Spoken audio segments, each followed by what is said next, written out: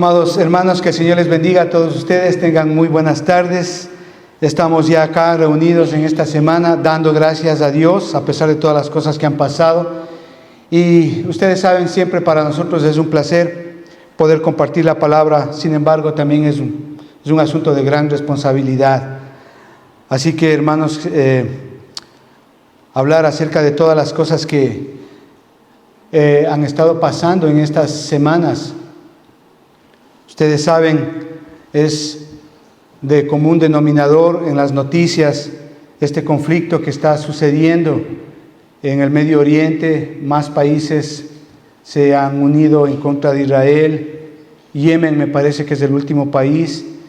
Y bueno, el mundo mismo está estupefacto con lo que está pasando. Parecería que no hay una solución a este problema. Y no solamente tenemos ese problema, tenemos muchas otras guerras a nivel mundial, y eso es lo que estamos viviendo en todo el mundo. He tenido la oportunidad de conversar con mucha gente a lo largo de estas semanas, y hay un sentido de temor, hay un sentido de angustia, de estupor por lo que están pasando, estamos viviendo ahora. Y es realmente importante que nosotros entendamos esto desde un punto de vista bíblico. Y meditando en estas cosas que están pasando, pues vemos las economías que están fluctuando en su Producto Interno Bruto. Todo el sistema económico de muchos países, especialmente acá en Europa, están a la expectativa de qué es lo que pasa en el Medio Oriente para, de acuerdo a eso, ajustar sus planes económicos. Es decir, esto ha afectado en gran manera a prácticamente todo el mundo. Y hay esa expectativa y ese temor de la guerra. Y eso también pasa con mucha gente que está viendo todas estas cosas, ¿no? Y eso obviamente ha traído aflicción, ha traído tristeza, angustia, desesperación, incertidumbre de todo lo que está pasando. Pero yo digo, ¿no? Si estas personas que están en conflicto ahora conocieran quién es Jesús, yo creo que el asunto cambiaría.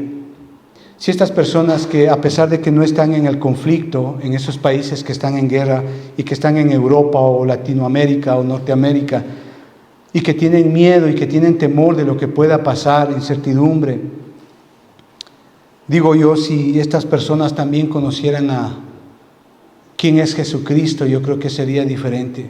Si las personas que conocen, que están en conflicto, en guerra, conocieran quién es Jesucristo, yo creo que con muchísima seguridad estas personas llegarían a tener una paz verdadera.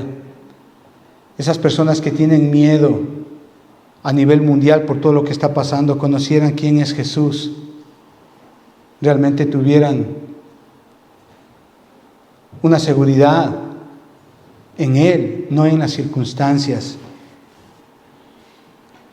Aunque eso pasa a nivel secular, por así decirlo, también hemos de reflexionar en personas que vienen acá a la iglesia, como usted y como yo, que se supone son creyentes y que en cierta manera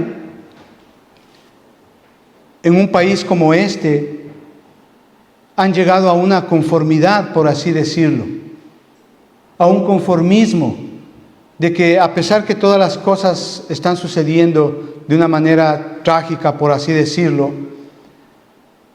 gente de muchas iglesias, muchos creyentes, como que se han conformado a cumplir ciertos requisitos acá en la iglesia y pues sencillamente venir el domingo, cumplir con algo, cantar algunas alabanzas y ya está. De pronto, tal vez entre semana, en la hora de la comida, orar por la comida y ya está. Y de pronto puedan que tengan incluso problemas, situaciones difíciles, que todos lo tenemos, pero se han conformado a vivir de esa manera, tal vez como un quemimportismo, teniendo en poco lo que el Señor les ha dado. Muchas veces el Señor nos ha llamado a servirle, a estar con Él, a glorificar su nombre, a entregar nuestra vida a Él y no. Y sencillamente, pues si queremos vamos a la iglesia, si no queremos no vamos a la iglesia. Es decir, ha habido una especie de conformismo. Tal vez tienen familiares que están en pecado, viviendo mal y no les da igual. Pero yo digo, ¿no? Si estas personas realmente conocieran quién es Jesús, su vida cambiaría totalmente. Su manera de servirle al Señor dentro y fuera de la iglesia cambiaría totalmente. No despreciaríamos el hecho de poder servirle al Señor. No pospondríamos el hecho de poder servirle al Señor con nuestra vida, con nuestros talentos, dones que el Señor nos ha dado. Y en lugar de eso, a veces, pues hay argumentos, posponen el servicio. Es decir, como que han perdido ese primer amor, se han olvidado de quién es Jesús. Tanto en lo secular como en lo cristiano, si supiéramos quién realmente es Jesús, nuestras vidas cambiarían totalmente, tuvieran un giro de 360 grados a lo que es y a lo que representa el Señor Jesucristo en nuestras vidas. Y déjeme decirle aún más que esta pregunta de quién es Jesús no es una pregunta de ahora, es una pregunta que el mismo Señor Jesucristo hizo a sus discípulos hace más de 2000 años. Así que acompáñeme a abrir su palabra de Dios, su Biblia, ahí en el Evangelio de Mateo, capítulo 16. Y el título que le hemos puesto a esta prédica, a este mensaje, el día de hoy es ¿quién es Jesús? Una pregunta muy pertinente para el día de hoy, tanto para aquel quien no conoce a Jesús, como para aquel que se dice ser creyente, que ha olvidado quién es Jesús, que ha olvidado ese primer amor. ¿Quién es Jesús? Mateo capítulo 16, del versículo 13 al 17 vamos a leer. El Señor Jesucristo está en pleno ministerio acá, en el Evangelio de Mateo. Está en pleno ministerio, Él ha venido sanando, alimentando, haciendo milagros. Y es interesante porque el texto que vamos a leer lo encontramos en los evangelios sinópticos, tanto en Marcos y en Lucas. Pero ¿por qué vamos a leer el texto de acá de Mateo? Porque el Evangelio de Mateo nos aporta un entendimiento mucho más claro con respecto a lo que está pasando y a lo que está diciendo y afirmando el Señor Jesucristo de sí mismo. Hay algo acá en esta porción bíblica que no está ni en Lucas, ni en Marcos, ni en Lucas. Y es precisamente esa frase que el Señor Jesucristo dice de sí mismo, es lo que le hace tan diferente a este evangelio. Y es lo que nos va a ayudar a entender el mensaje de hoy día. Acompáñenme a leer de ahí desde el versículo 13 al 17. Dice así: viniendo Jesús a la región de Cesarea de Filipo, preguntó a sus discípulos diciendo: ¿quién dicen los hombres que es el Hijo del Hombre? Es decir, Jesucristo les está preguntando a sus discípulos acerca de Él mismo. Ellos dijeron: unos Juan el Bautista, otros Elías y otros Jeremías o alguno de los profetas. Versículo 15, el Señor Jesucristo es enfático nuevamente y más directo con sus discípulos y les dijo: ¿y vosotros quién decís que soy yo? Respondiendo Simón Pedro le dijo: tú eres el Cristo, el Hijo del Dios viviente. Entonces le respondió Jesús: bienaventurado eres Simón, hijo de Jonás, porque no te lo reveló carne ni sangre, sino mi Padre que está en los cielos. Padre, queremos darte gracias en el nombre de Jesús por esta palabra tuya, Señor, que es verdadera, es eterna. Señor, y oramos para que mientras tu palabra es expuesta, Señor, nuestros corazones sean, Señor, expuestos a tu palabra en cuanto a pecado, justicia y juicio. Señor, y que por medio de la obra de tu Espíritu Santo tú nos hagas entender Señor, qué es lo que nos quieres enseñar acá, Señor. Y te agradecemos hoy por tu palabra, Señor. Haznos entender, revélanos quién es Jesús en nuestra vida, tanto para el que no te conoce como para el que te conoce y se ha olvidado de ti. Te lo pedimos esto, amado Padre, en el nombre de Jesús, y que tu gloria sea llenando este lugar. Te lo pido, amado Padre, en el nombre de Jesús. Amén. ¿Qué es lo que le hace tan diferente este relato acá del Evangelio de Mateo? Es justamente ahí en el versículo 13, la frase que el Señor Jesucristo dice de sí mismo.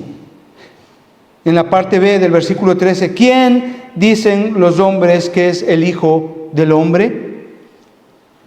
El Señor Jesucristo está refiriéndose acerca de sí mismo como el Hijo del Hombre. Ahora, esto usted tiene que entenderlo bien, hermanos. ¿Por qué? Porque justamente si entendemos esto vamos a entender todo el mensaje. ¿Por qué el Señor Jesucristo a sí mismo se refiere como el Hijo del Hombre? ¿Por qué Él a sí mismo se refiere con ese título, Hijo del Hombre? Sabe que Jesús es llamado el Hijo del Hombre alrededor de 88 veces en el Nuevo Testamento. Y aún más todavía.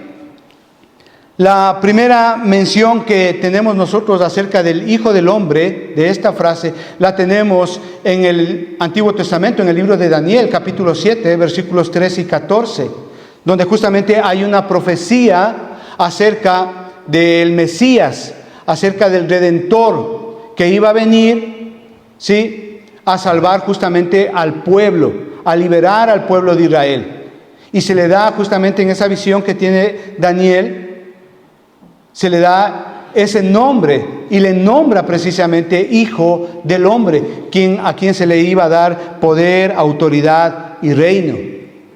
Es decir, que cuando el Señor Jesucristo dice de sí mismo que es el Hijo del Hombre, con ese título, los que le escuchaban, los fariseos, los saduceos, sabían exactamente a qué se estaba refiriéndose Jesús.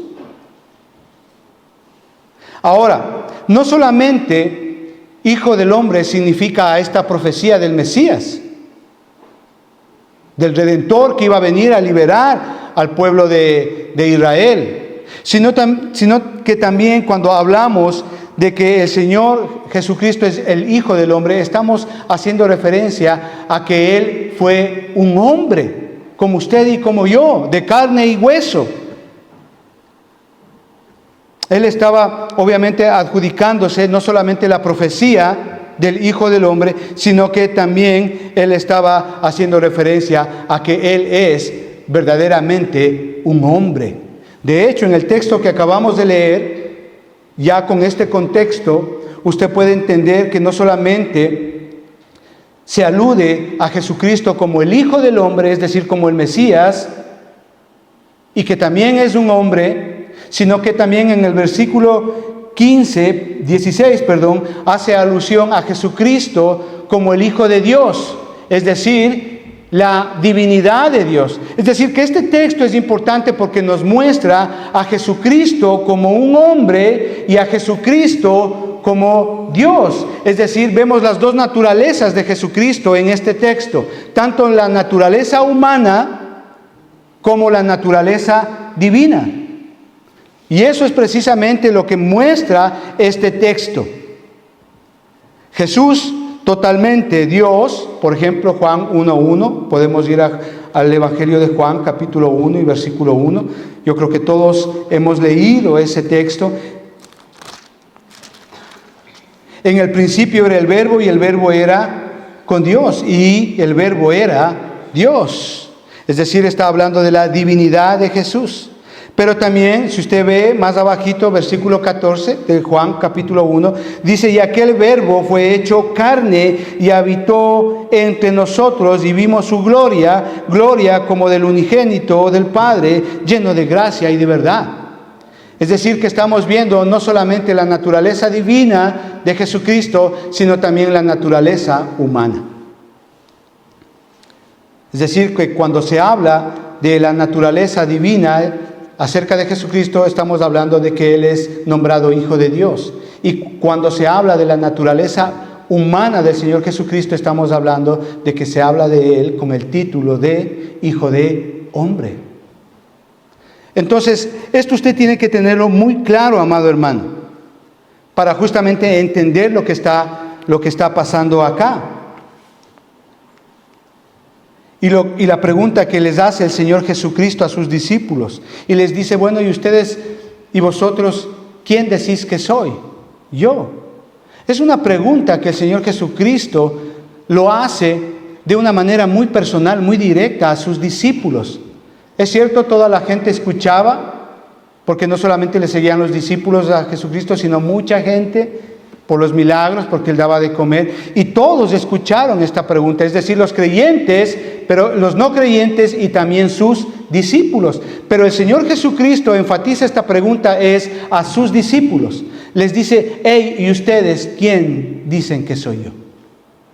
Y esta pregunta es muy pertinente para usted y para mí. ¿Quién es Jesús para usted? Note que la relación personal, íntima que tiene el Señor Jesucristo con ellos es lo cual porque Él hace esa pregunta a sus discípulos. Hay una relación con ellos.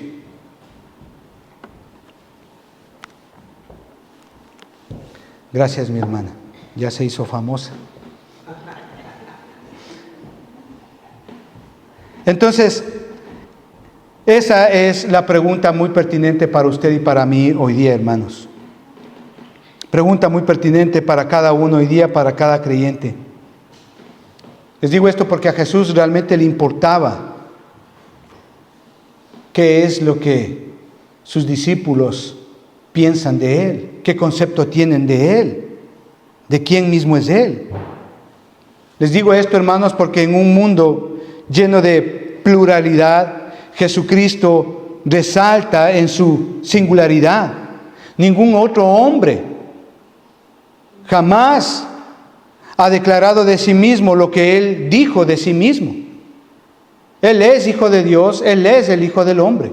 Nadie ha dicho nada de sí mismo como lo dijo y lo declaró el Señor Jesucristo. Es decir, el Señor Jesucristo declarando su naturaleza divina, que Él es Dios, pero también declarando su naturaleza humana, que Él es Hijo de Hombre. Él nació como un hombre, como usted y como yo. Por lo tanto, a lo largo del ministerio del Señor Jesucristo, lo que vemos en los evangelios justamente es eso, tanto su naturaleza divina como su naturaleza humana. ¿Quién es Jesús? Eso es lo que vamos a tratar de responder en estas semanas. ¿Quién es ese Jesús que necesitan aquellos que están en guerra, matándose los unos con los otros? ¿Quién es ese Jesucristo que necesitan aquellas personas que no le conocen, que están en problemas, en dificultades, en adversidades en su vida, tratando de solucionar los problemas por una cosa, por otra cosa? ¿Quién es ese Jesús para aquel creyente que se ha olvidado de Él? ¿Quién es ese Jesús a quien le tomamos por nada a veces? Eso es lo que vamos a tratar de responder hoy día. ¿Quién es ese Jesús? Como primer punto, es aquel que tiene toda la autoridad para perdonar pecados. Ese es nuestro Señor Jesucristo, el que tiene autoridad para perdonar todos los pecados. Acompáñeme a Marcos, capítulo 2. Es una historia impresionante. Él tiene la autoridad para perdonar los pecados. Marcos capítulo 2, vamos a leer desde el versículo 1 en adelante. Es una historia impresionante que yo creo todos la conocemos. Dice así: entró Jesús otra vez a Capernaum después de algunos días y se oyó que estaba en casa, posiblemente la casa de Pedro. E inmediatamente se juntaron muchos, de manera que ya no cabían ni aún en la puerta, y les predicaba la palabra. Entonces vinieron a él unos 4 trayendo a un paralítico que era cargado por 4, y como no podía acercarse a él a causa de la multitud, descubrieron el techo donde estaba, y haciendo una abertura bajaron el lecho en que yacía el paralítico. Al ver Jesús la fe de ellos, dijo al paralítico: hijo, tus pecados te son perdonados. Estaban allí sentados algunos escribas, los cuales cavilaban en sus corazones. ¿Por qué habla este así? Blasfemia dice. ¿Quién puede perdonar pecados sino solo Dios? Y conociendo luego Jesús en su espíritu que cavilaban de esa manera, dentro de sí mismo les dijo: ¿por qué caviláis así en vuestros corazones? ¿Qué es más fácil, decir al paralítico: tus pecados te son perdonados, o decirle: levántate, toma tu lecho y anda? Pues para que sepáis que el Hijo del Hombre tiene potestad en la tierra para perdonar pecados, dijo al paralítico: a ti te digo, levántate, toma tu lecho y vete a tu casa. Entonces él se levantó enseguida y tomó su lecho y salió delante de todas las personas, de manera que todo el mundo se maravillaba.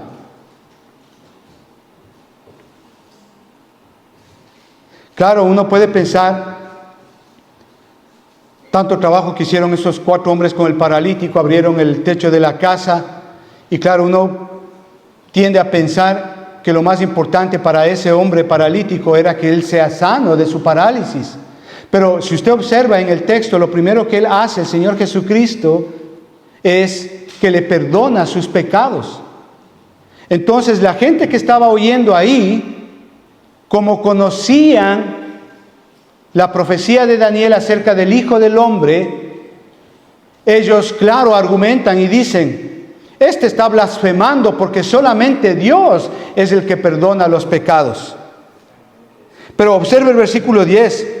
Pues para que sepáis que el Hijo del Hombre, ¿sí ve? El Hijo del Hombre, Él se está llamando a sí mismo Hijo del Hombre.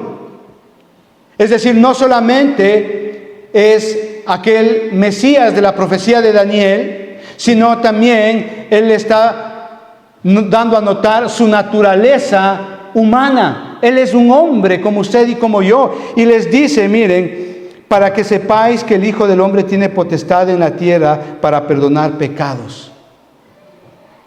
Es decir, que en esta historia no solamente este hombre paralítico es perdonado por los pecados que él tiene, sino que también es sanado.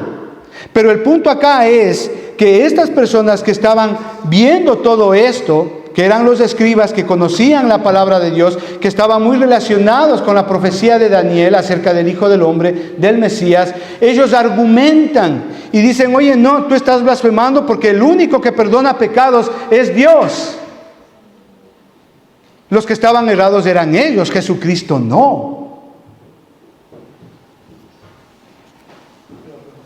Claro, porque en Levítico capítulo 24, ese pecado era considerado como blasfemia y obviamente era digno de muerte. Levítico capítulo 24, versículos 15 y 16. Ese era un pecado de blasfemia digno de muerte. Estos líderes entendieron muy bien que Jesús estaba afirmando ser el Mesías. Porque claro, lo que dijo es cierto. Y no solamente le perdonó los pecados, sino que también hubo ese milagro de sanidad. Ese es Jesús, quien perdona nuestros pecados. Ahí en 2 de Corintios capítulo 5 y versículo 21, dice así: al que no conoció pecado, por nosotros lo hizo pecado, para que nosotros fuésemos hechos justicia de Dios en él. Ese es el Jesús que la gente incrédula necesita, y que usted como creyente, si ha perdido ese primer amor, necesita entender. ¿Por qué se va el primer amor?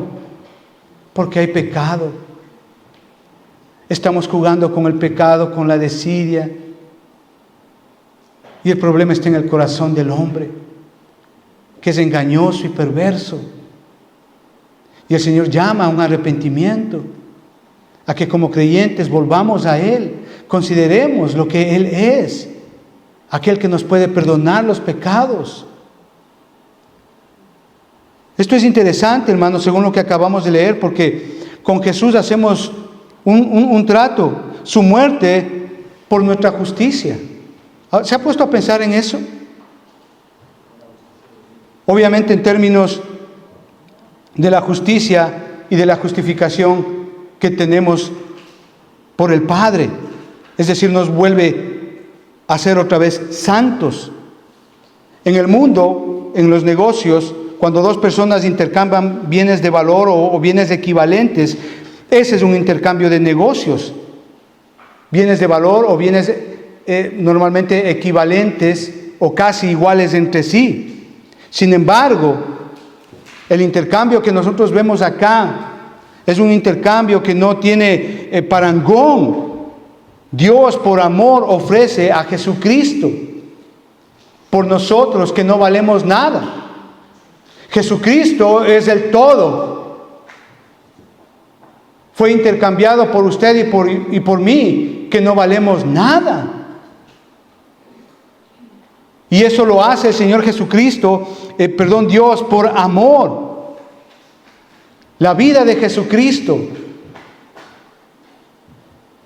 por una vida eterna para usted y para mí. Mira el intercambio que hay, Romanos capítulo 6, versículos del 6 al 11. Dice así: sabiendo esto, que nuestro viejo hombre fue crucificado juntamente con él, para que el cuerpo de pecado sea destruido, a fin de que no sirvamos más al pecado. Porque el que ha muerto ha sido justificado del pecado. Y si morimos con Cristo, creemos que también viviremos con Él, sabiendo que Cristo, habiendo resucitado de los muertos, la muerte no se enseñorea más de Él. Porque en cuanto murió el pecado, murió una vez para todas, mas en cuanto vive, para Dios vive. Así también vosotros consideraos muertos al pecado, pero vivos para Dios en Cristo Jesús, Señor nuestro. ¡Qué intercambio! La vida del Señor Jesucristo, la muerte del Señor Jesucristo en la cruz, por usted y por mí, para tener vida. Y a veces, amados hermanos, nos olvidamos eso. Y a veces nos relajamos en nuestra vida como cristianos. Y creemos que a veces solamente con venir a la iglesia, con cantar una canción, ya estamos siendo creyentes, y no es así. Nos hemos puesto a reflexionar ese intercambio que hubo de la vida del Señor Jesucristo por la suya en la cruz. Y aún así a veces rechazamos servirle a Dios. O hacemos las cosas mediocremente. Y pecamos y jugamos con el pecado, con la gracia de Dios. Nos hemos olvidado de quién es Jesús y vivimos una vida cristiana complaciente, como que nos acomodamos, ¿verdad? Pero realmente estamos entendiendo esto, de que el Señor Jesucristo es quien dio su vida para limpiarnos de todo pecado, librarnos. La paga del pecado es muerte, dice Romanos capítulo 6 y versículo 23. Si entendiéramos realmente quién es ese Jesús que nos perdonó los pecados, nuestro servicio a Él debería de ser con todo amor. Debería de haber urgencia en servirle a Él, en estar con Él, en agradarle a Él, en honrarle a Él, en hacer todo mi mejor para Él. Gálatas capítulo 1, versículo 4 dice que Él se dio a sí mismo por nosotros, por nuestros pecados. ¿Sabe? El plan de Dios es completo. El de salvarnos por medio de la muerte de Jesucristo. Literalmente hemos sido rescatados de un mundo donde hay aflicción, de un mundo donde hay tentación, decepciones. El Señor nos ha rescatado de ahí para llevarnos a la luz verdadera. ¿Sabe? Lo único bueno que hay en este mundo, lo único bueno que hay en este mundo es Jesucristo. No hay más. Lo único bueno que podemos hallar en este mundo es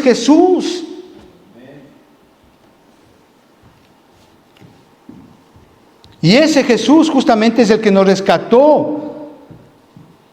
Y Cristo murió por nuestros pecados en nuestro lugar.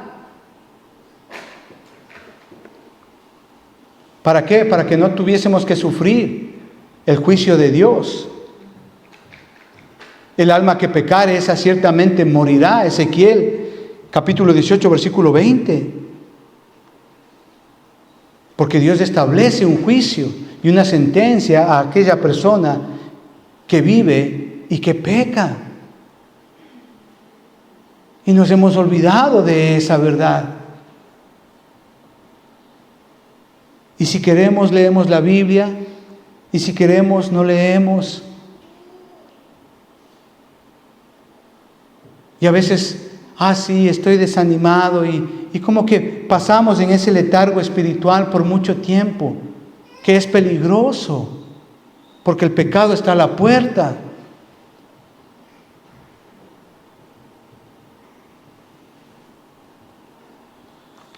Nos hemos olvidado de quién es ese Jesús. Esa verdad, ¿dónde está? ¿Solamente en nuestra mente o en nuestro corazón?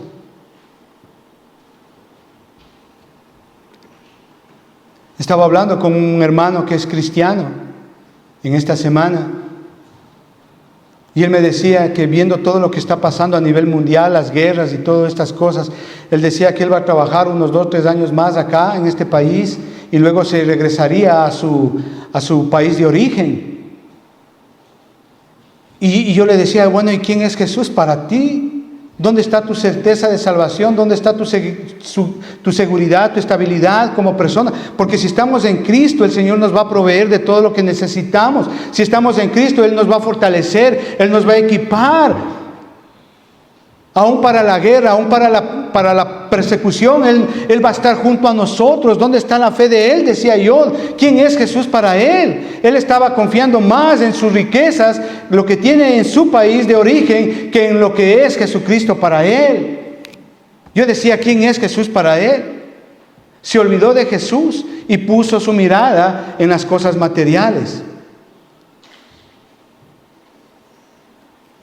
Ese Jesús que perdona nuestros pecados es el que necesitamos que viva todos los días en nuestro corazón y servirle y honrarle. Ese Jesús es el que necesitan aquellas personas que están en conflicto,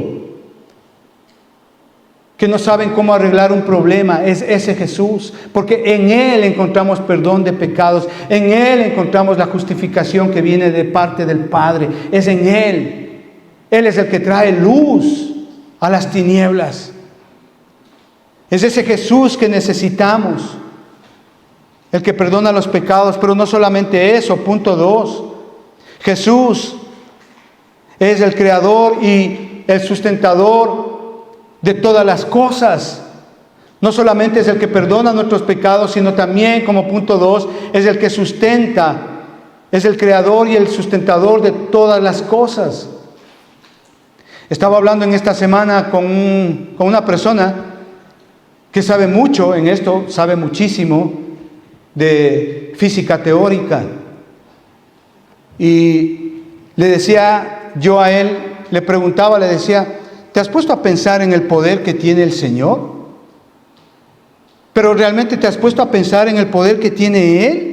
Le decía, para que Él tenga el poder de sostenerle a nuestro planeta donde está y no se salga disparado para cualquier otra parte.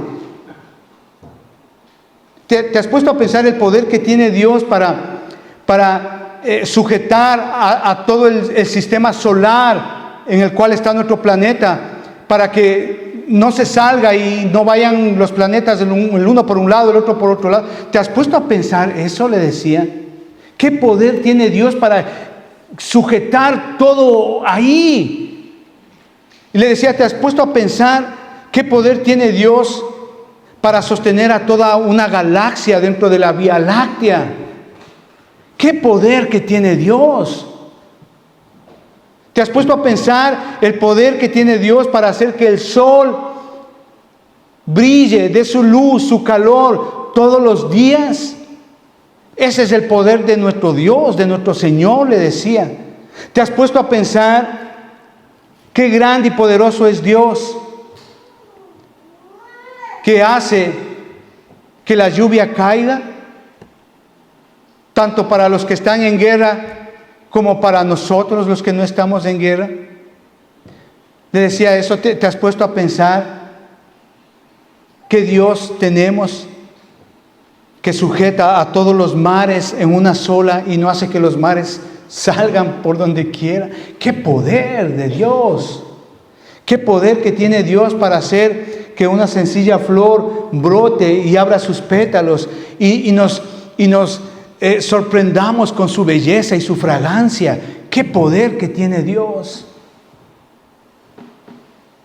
Le decía, ¿te has puesto a pensar en el poder que tiene Dios para permitirte abrir los ojos un día más y poder mirar y observar el cielo, las estrellas? ¿Qué poder tiene Dios, verdad? Para rescatarnos de la muerte, darnos una oportunidad y sostenernos y sanarnos. ¿Qué poder tiene Dios? ¿Es ese nuestro Dios? Y a veces como creyentes nos olvidamos de eso. Nos olvidamos de que por Él tenemos salud. Nos olvidamos de que por Él tenemos un empleo. Nos olvidamos de que gracias a Él nos ha dado las facultades cognitivas para poder hablar, ver, aplaudir, soñar, leer, caminar. Y a veces eso lo tomamos como algo vano, como algo que sí es parte mía. No, eso viene de parte del poder de Dios, gracias a Él y su misericordia. Y no, yo no quiero hacer esto. ¿Por qué? No, me siento mal, otro día hago. Y desestimamos lo que el Señor ha hecho por nosotros y aún así no queremos servirle al Señor. Nos cuesta predicar el Evangelio. Y cuando miramos y vemos a nuestros hijos y nietos sanos, oh Dios mío, es el poder de Dios, es la gracia de Dios que el Señor derrama todos los días sobre justos e injustos.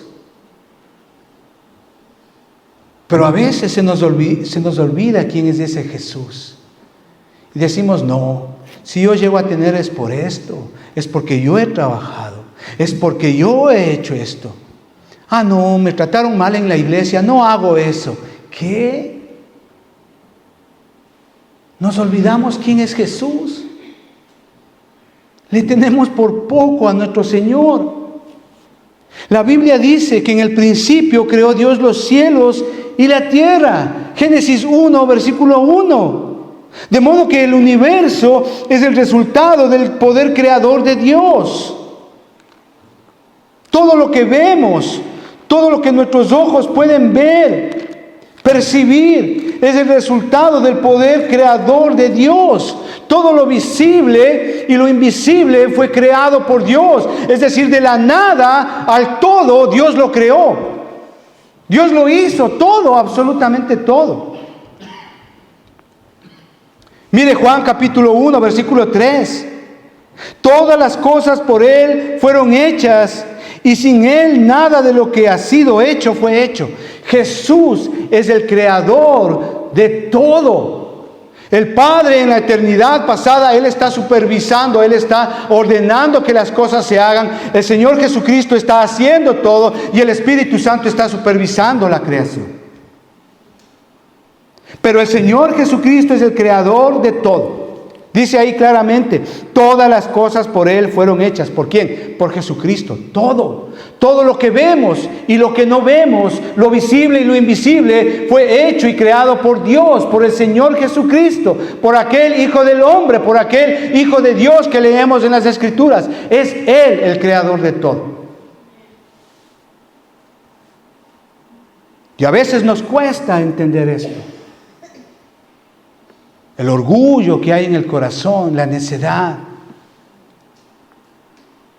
Él es el Verbo. El Verbo es Dios. mismo. Colosenses capítulo 1 y versículo 17. Dice que Él sustenta todas las cosas con el poder de su palabra. Ese es nuestro Dios, ese es nuestro Señor.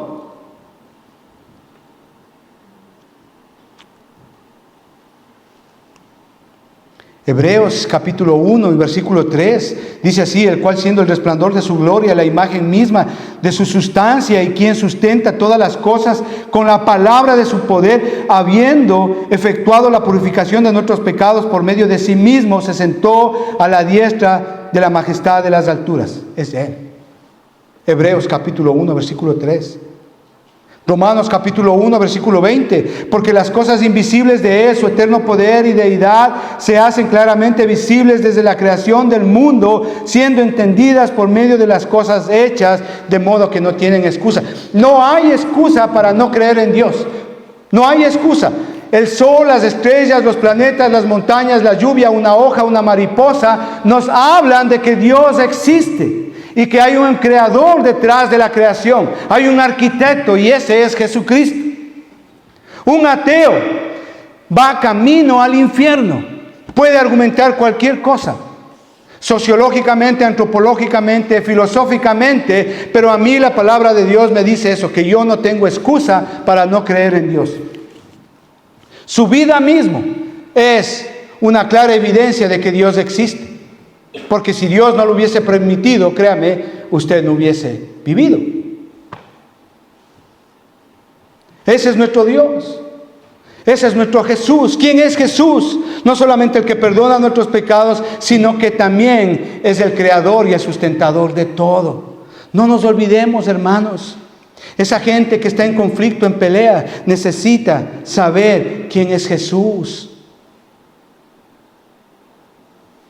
Amado hermano, si usted se ha olvidado que usted es, gracias a Él, usted necesita recordar esto. Que usted es lo que es gracias al Señor Jesucristo, porque Él es el que le sustenta a usted. Por favor, arrepiéntase y vuelva su rostro a Cristo. Punto 3. Sus discípulos lo llamaron Dios.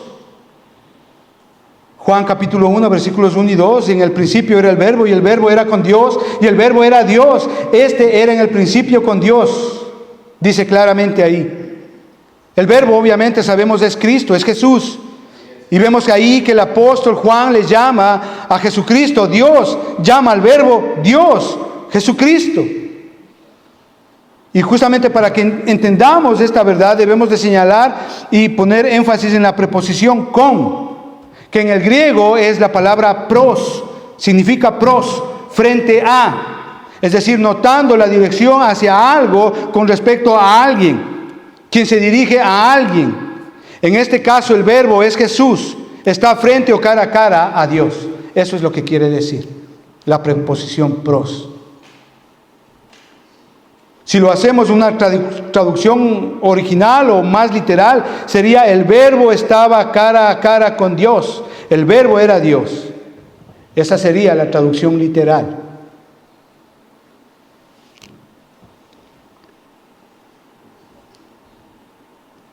Hebreos capítulo 1, versículo 8 dice: Mas del Hijo dice, es decir, Dios está hablando de su Hijo, es decir, de Jesucristo. Mire cómo habla Dios mismo de Jesús. Mas del Hijo dice: tu trono, oh Dios, por el siglo de los siglos, cetro de equidad es el centro de tu reino. Dios el Padre habla acerca de su Hijo Jesucristo y lo nombra Dios mismo. Es decir, el mismo Padre llama Dios a Jesucristo. Ese es. ¿Quién es Jesús?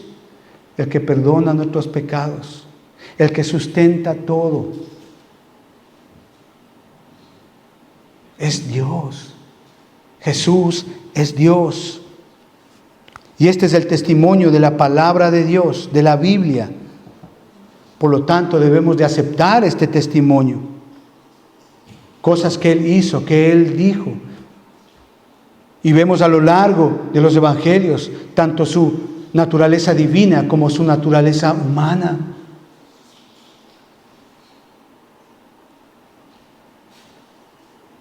Juan capítulo 10, versículo 28, Él prometió darnos la vida eterna. Dice así, podemos leer desde el versículo 27, mis ovejas oyen mi voz y yo las conozco y me siguen. Y yo les doy vida eterna y no perecerán jamás, ni nadie les arrebatará de mi mano.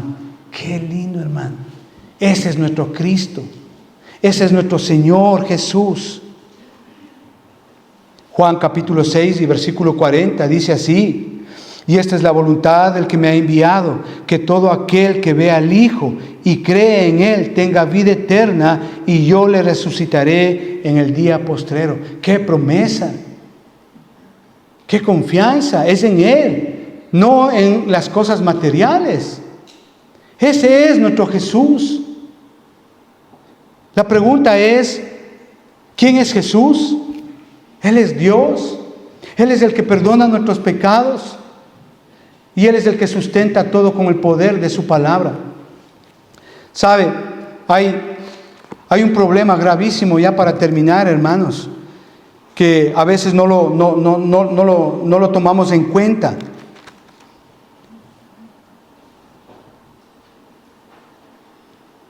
El problema más grave que tiene todo ser humano es el pecado. Y este problema es tan serio que ni siquiera el hombre puede hacer algo para solucionar este problema. Cuando leemos el capítulo 53 de Isaías, si no hubiera los evangelios, este sería el evangelio en el Antiguo Testamento. Y el problema más grave que todo ser humano tiene es el pecado. Y es hermoso en este capítulo 53 de Isaías porque no solamente vemos el problema más grave que tiene el ser humano, versículo 6, sino también vemos la provisión que Dios da al ser humano para ese problema que es el pecado, versículo 7, sino que también vemos el sacrificio y la confirmación de la promesa de Dios para solucionar el problema que el hombre tiene con respecto al pecado. Versículo 6, todos nosotros nos descarriamos como ovejas, cada cual se apartó por su camino. Esa es la naturaleza del hombre. Cada uno hace lo que quiera, como quiera, elige su propio camino, desestima a Dios, rechaza a Dios, hace aparte a Dios. Esa es nuestra naturaleza, el pecado, estar lejos de Dios.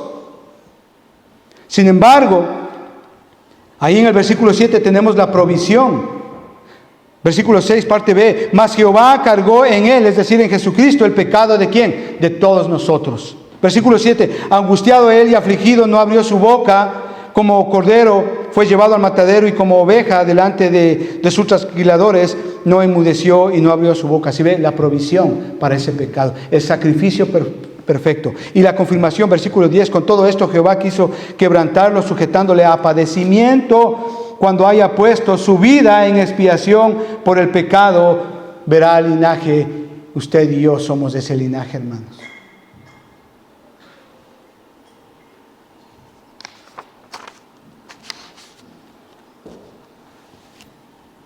Salmo 103, versículos 10 y 12. Es hermoso. Les invito a meditar en ello, hermanos. Dice así: no ha hecho con nosotros conforme a nuestras iniquidades, ni nos ha pagado conforme a nuestros pecados. Porque como la altura de los cielos sobre la tierra, engrandeció su misericordia sobre los que le temen. Cuanto está lejos el oriente del occidente, hizo alejar de nosotros nuestras rebeliones. Ese es nuestro Dios, aquel que muestra misericordia a los que le temen. Hermanos, esto es un llamado para aquellas personas que no conocen quién es Jesús. Vengan. Y reciban a Jesucristo en su corazón como su Señor y como su Salvador. Eso es lo que necesita la gente incrédula, la gente que no tiene a Cristo, la gente que está en problemas, en guerras, en dificultades, en pleitos. Pero también es un llamado para usted y para mí como creyente. Si hemos olvidado quién es Cristo, qué hizo por nosotros, venir a un arrepentimiento, pedirle perdón, porque hemos desestimado sus misericordias, hemos desestimado el llamado que Él nos ha hecho para servirle, para honrarle, para alabarle. Hemos olvidado que gracias a Él vivimos y tenemos todo lo que tenemos y somos lo que somos. Es un llamado para arrepentirnos como creyentes y decirle: Señor, perdóname, porque sabiendo que no tengo que hacer, lo he hecho. Dice: no ha hecho con nosotros conforme a nuestras iniquidades, ni nos ha pagado conforme a nuestros pecados. Porque, dice, porque como la altura de los cielos sobre la tierra, así engrandeció su misericordia sobre los que le temen. Ese es mi Señor Jesús, el que derrama misericordia si nos arrepentimos, hermanos. Padre, te damos gracias, Señor, porque tu palabra dice: cuanto está lejos del oriente del occidente, así hiciste alejar de nosotros nuestras rebeliones.